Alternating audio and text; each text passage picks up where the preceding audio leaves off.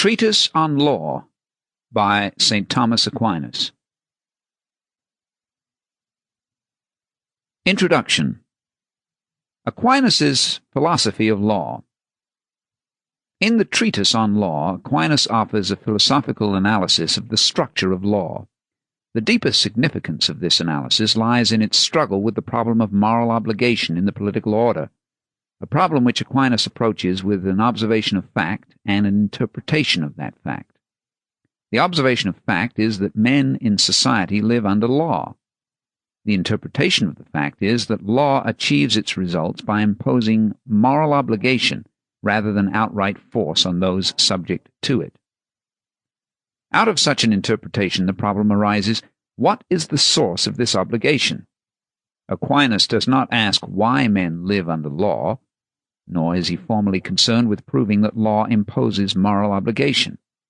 His concern focuses almost exclusively on one problem, that of the roots of obligation.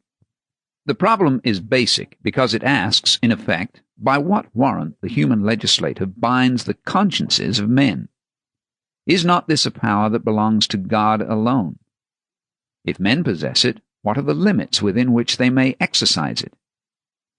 The answer Aquinas gives to these questions is a simple one. Laws framed by men are either just or unjust. If they be just, they have the power of binding in conscience from the eternal law whence they are derived. The thought leading to this conclusion, though complex in its full expression, advances through three simple and basic propositions. Obligation is a property that inheres in the nature of things. 2. Since man has no control over the nature of things, he has no power to determine the basic outlines of obligation. And 3. Since the nature of finite things is not self-explanatory, the ultimate source of obligation must be found in the infinite being who does determine the nature of things. Thus, the source of obligation is in the divine conception of the order proper to the universe.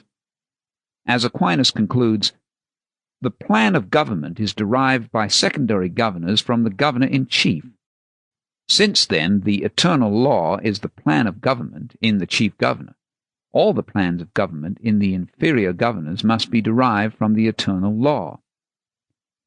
Even this brief outline of his answer distinguishes Aquinas from those whose theories are based on the Hobbesian hypothesis that human will, whether individual or corporate, can originate law.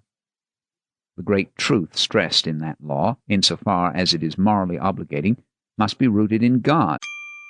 Sample complete. Ready to continue?